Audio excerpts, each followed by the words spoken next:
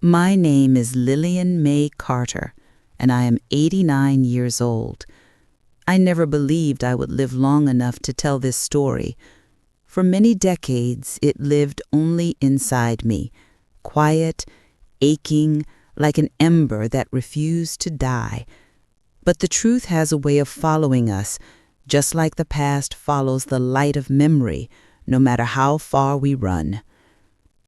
I was 19 when I first came to Alaska. My father had found work there after the salmon cannery in Oregon closed, and like many families in the 1950s, we moved wherever the work went. Alaska wasn't even a state yet. It was wild, brutal, endless.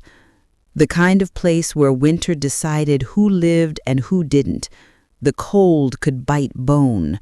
The night sky stretched forever, and on clear nights, the aurora curled above us like the breath of God.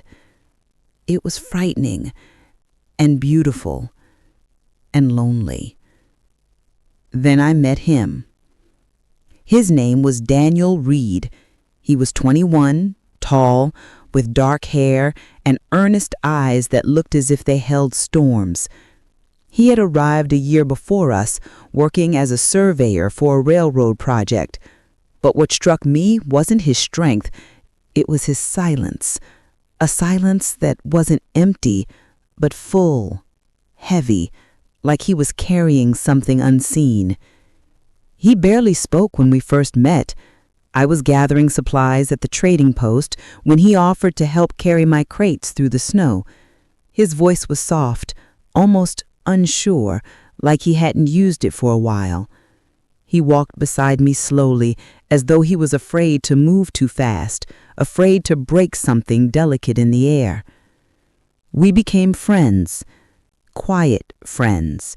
We would walk along the river that turned black under the winter sky. He'd listen when I talked, ask gentle questions, and sometimes, only sometimes, he would tell me pieces of himself. A childhood marked by hunger, a father who drank too much, a younger brother who died in a house fire when Daniel was 14. He spoke about these things without tears, but with a hollow in his voice that said he had never truly healed. I didn't try to fix him. I just stayed. And slowly, he began to let me see him. By spring, we were inseparable.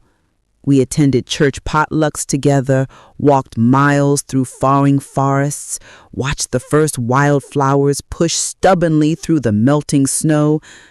One night, under a sky filled with northern lights, he held my hand and said, "Lillian, I think you're the first warm thing in my life." I didn't know love could feel like both joy and ache at the same time, but it did. We planned a future, or at least we allowed ourselves to dream of one: marriage, a small cabin of our own, maybe children, though he feared bringing life into a world that had taken so much from him. I told him love would make us strong enough. He smiled at that. A real smile, the kind he rarely showed anyone. But just when life softened, the darkness returned. It started with nightmares. He would wake drenched in sweat, breathing like he was drowning. Then came nights where he walked into the woods alone, disappearing for hours. When I asked him what was wrong, he'd shake his head, saying, "I don't want you to see the parts of me that still belong to the dark." I told him I wasn't afraid of his shadows. He whispered, "But I am." One night, after a terrible storm, he didn't come back.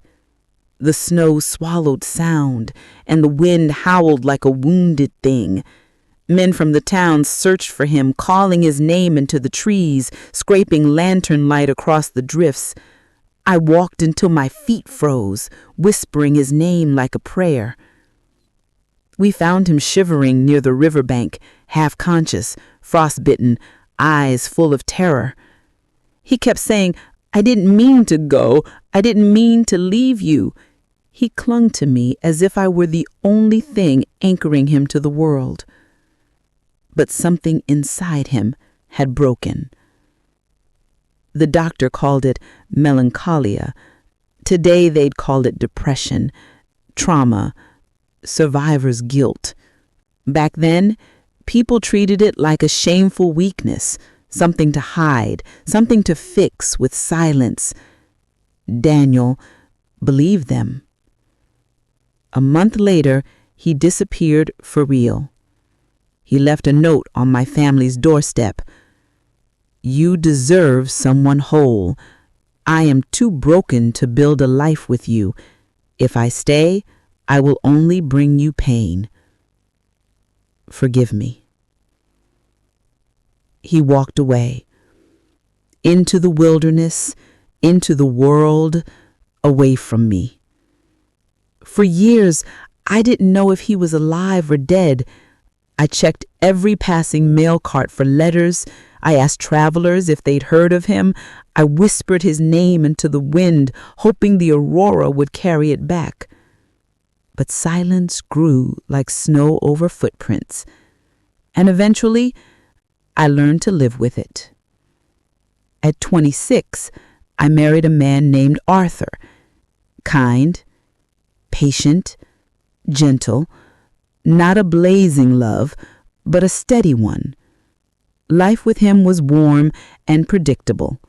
We built a home, welcomed 3 children, weathered winters and griefs and joys. I loved him in the way you love someone who chooses you every day.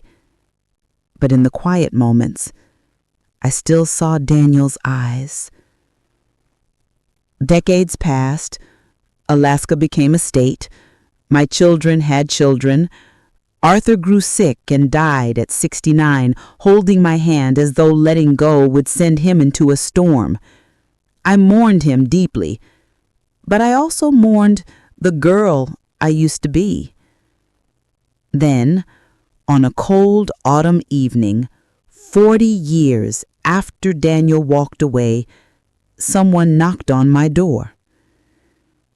It was a man in his 60s, thin, pale, with hair white as frost. His hands trembled as he removed his hat, and when he looked at me, something in the world stopped moving. It was him. It was Daniel, the boy I had loved, the man I had lost, the ghost who had shaped my entire life. But he did not smile. He did not say my name. His eyes were empty of recognition. A nurse stepped forward. "Ma'am," she said gently, "we believe he has early-stage dementia. Your address was the only thing in his pocket." He had forgotten his life, but he had remembered me, or at least the direction of me. I invited them in. My hand shook as I poured him tea. He watched me closely, like a child trying to remember the shape of a dream. At one point, he spoke, so soft I almost didn't hear it. "Do I know you?" I wanted to tell him everything, how he had been my first love, how he had broken me, how I had forgiven him long ago, how his absence had shaped my life as much as his presence once had. But instead, I said, "Once, a very long time ago, you did." For weeks, he stayed in a small care home nearby, and I visited often. Sometimes he'd look at me with confusion, sometimes with peace. Sometimes I'd catch a flicker of the boy he once was, the one who traced constellations with his fingers and whispered my name like it meant safety. But the past was a place he could no longer reach.